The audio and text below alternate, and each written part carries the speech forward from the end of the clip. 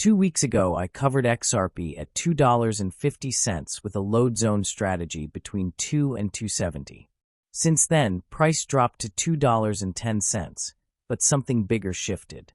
Wall Street filed for $113 billion in XRP ETF exposure. Ripple raised $500 million at a $40 billion valuation, with Fortress and Citadel leading. MasterCard partnered with Gemini to test RLUSD stablecoin settlements on the XRP ledger. And the network just added 21,595 new wallets in 48 hours, the biggest spike in 8 months. Meanwhile, the chart is forming a textbook symmetric triangle with price coiling between converging trendlines. I'm looking at the same accumulation zone I established 2 weeks ago, but the fundamental backdrop and technical setup both evolved. Here's what actually matters for the next move. XRP is trading around $2.30 on the weekly time frame, down roughly 8% from our last analysis.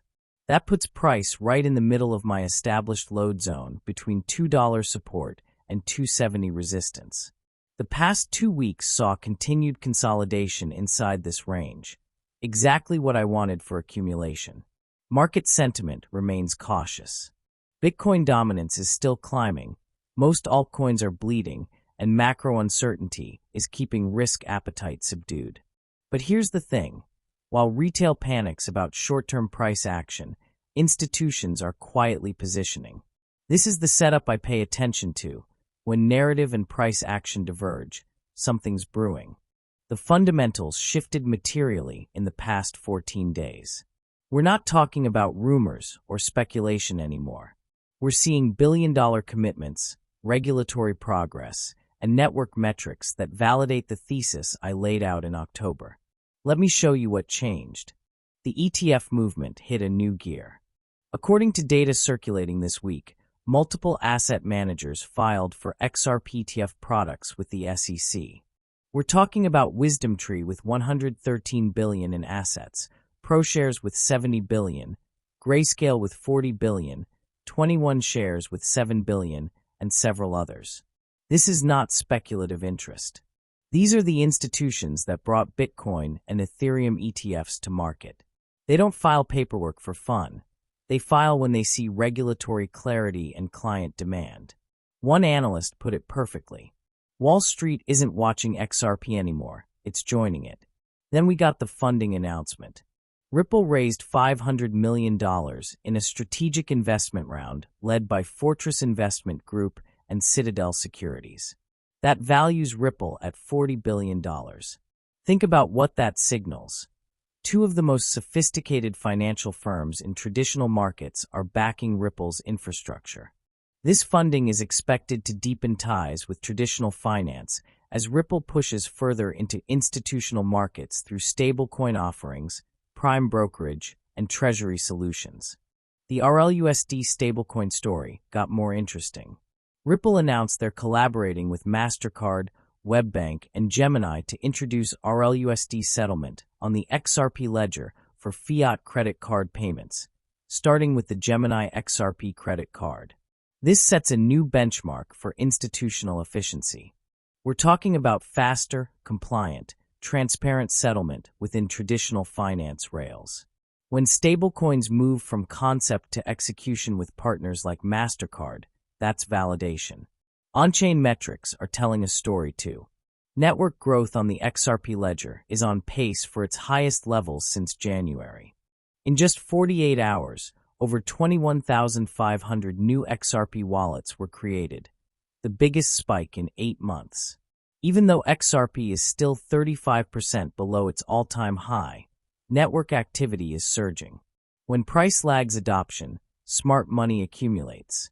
And there's the RWA angle.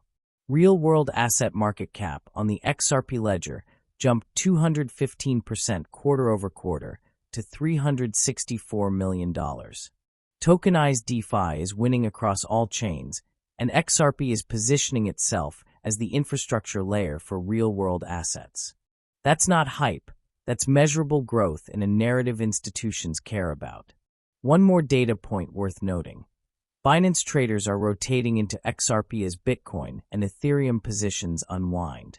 When fear grips the majors, conviction flows into alts with strong fundamentals. That's what the open interest data is showing. Now let's talk about what the chart is actually telling us. On the weekly time frame, XRP is forming a symmetric triangle, a consolidation pattern that typically resolves in the direction of the prior trend, which in this case was bullish from the 2024 lows. The descending trendline comes from the July 2025 top around $3.40.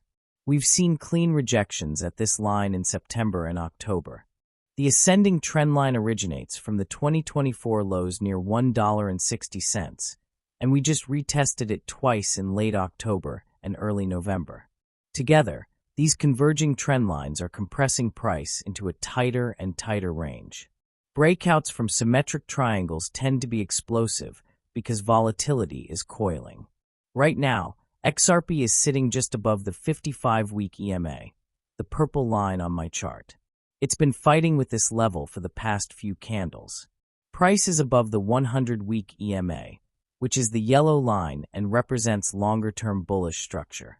But it's below the 10 and 21-week EMAs, the blue lines, which signals short-term weakness.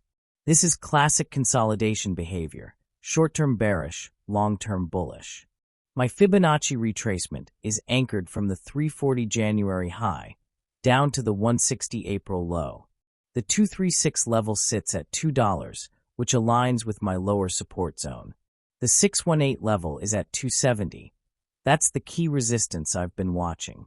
If price breaks above 270, the next Fibonacci extension targets are 340 at the 1 level, 450 at the 1618 level, and $6.30 beyond that. The volume profile point of control sits at 240, just above current price. This acts like a magnet. Price tends to gravitate toward high-volume nodes. We're seeing that play out in real time. Now the momentum indicators. Heikinashi RSI is oversold and pointing downward. XRP needs a strong green bullish candle to reverse this momentum signal. Historically, oversold RSI on the weekly time frame near major support has been a reliable reversal indicator. I'm not calling bottoms, but I'm watching for that shift. I'm still working inside the same load zone I outlined 2 weeks ago, 2 to 270. Price is doing exactly what I wanted, consolidating, letting me accumulate more without chasing. For the short-term traders, the stop loss remains at $1.80. That's below the triangle's ascending support line. A weekly close below invalidates this setup entirely. For the long-term holders, I still view this as a solid accumulation zone for the future. If the triangle breaks down instead of up, I would look to reaccumulate around $1.20. My take-profit targets haven't changed. TP1 at 340, TP2 at 450, TP3 at 630, and the last one at $8. I'll scale out at each level and trail stops as price moves higher. Institutions are positioning. Adoption metrics are accelerating. And the chart is coiling inside a triangle that's compressing volatility for a breakout. If you found this update valuable, destroy the like button. It helps others discover data-driven analysis like this. Join my free Telegram group for daily setups and alerts, link in the pinned comment. And if you want the step-by-step playbook on how I'm managing these setups across DeFi, my complete guide is available for just $4.99 in the pinned comment. I recently covered ICP ecosystem. Check this and my last XRP breakdown on screen if you're building a diversified alt strategy. Thanks for watching, never financial advice, and see you in the next one.